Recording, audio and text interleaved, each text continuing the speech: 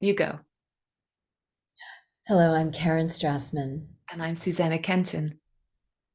and welcome to Authentic Authentic Accent. accents.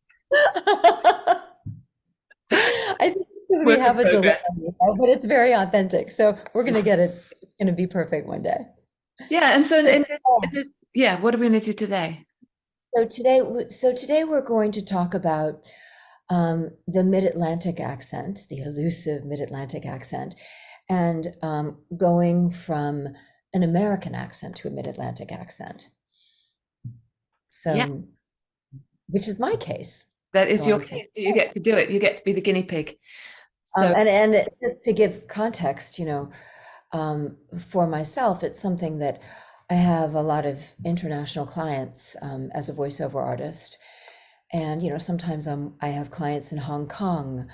I have clients, in various places in the United States. I have clients in Belgium, and so very often what they ask for is, not an accent that's too American or an accent that's too British, but one that is that elusive mid-Atlantic accent, neutral.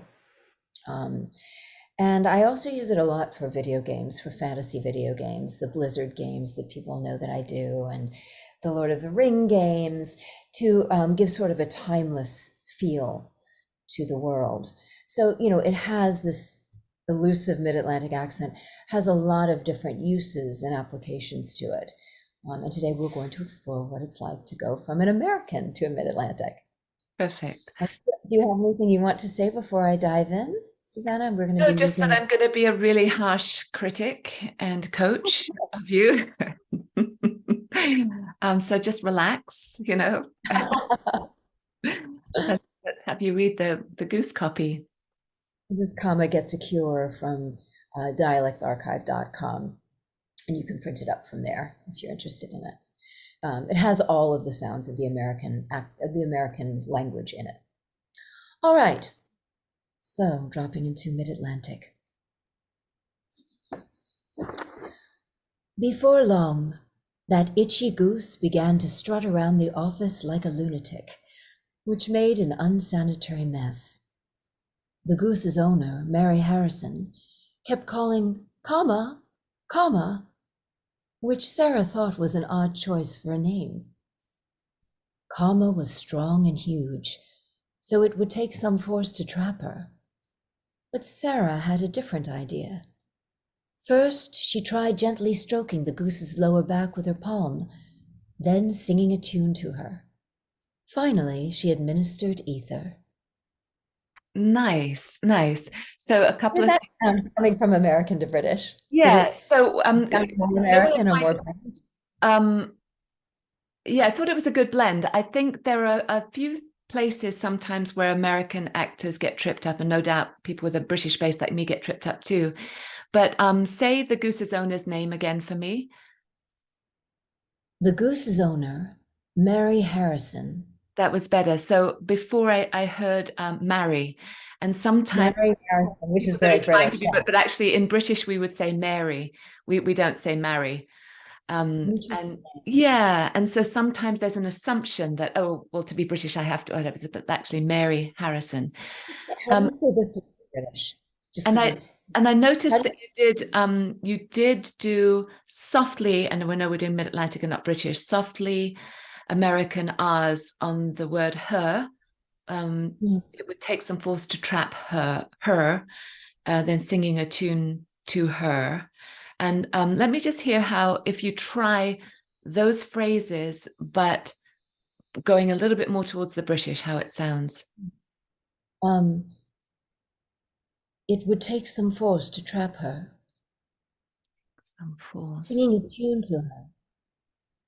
One more time. Singing a tune to her. Singing a tune to her, her. Singing a tune. Her. Yeah. One more time. Singing a tune to her. Yeah. Yeah. Nice. It's interesting to explore where within us as we're doing a blended accent, it kind of feels like artificial, and how we Yes, can yeah. soften and smooth that out so that it actually feels authentic, even though it's not our natural accent to speak that way. And for me, that authenticity is, and this is important, it's that authenticity is going to depend on the genre.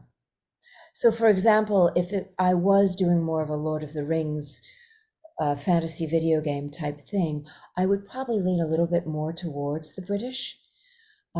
Because for me, as an high elf, it would feel, if I was an authentic high elf, Yeah, it, you know, more regal. yeah, it would feel more regal, So it would take some force to trap her. But Sarah had a different idea.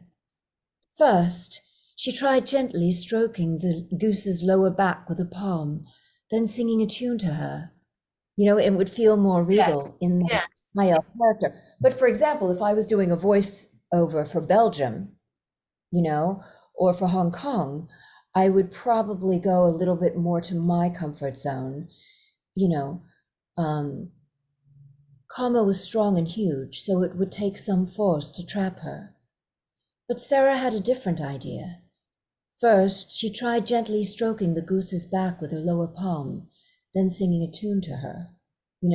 So I Yeah, would go I lean like that. towards what's more what Tim is more authentic to Karen, Yeah, as yeah. opposed to Karen as the high regal elf. Yeah, and bear in mind also we're reading a piece of copy that's not corporate and that's not particularly dramatic, high elf speak. So it's a very basic kind of piece of prose. But yeah, good job. How do you, in terms of you leaning a little bit more towards American, would you lean a little more towards American from your British?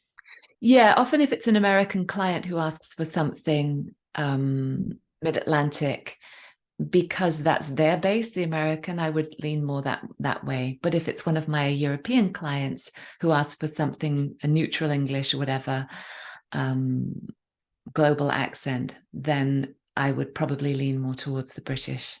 Funny. Mm. And as an American, I'm really, American is more down in the chest and the lower jaw. So in order to achieve that mid-Atlantic, I'm just raising the placement up a little bit more. And And also I'm, remembering some of the vowel sounds, aren't you? yes, And some of exactly. the differences. Yeah. We can explore more in other videos too. Sounds good. See you next time.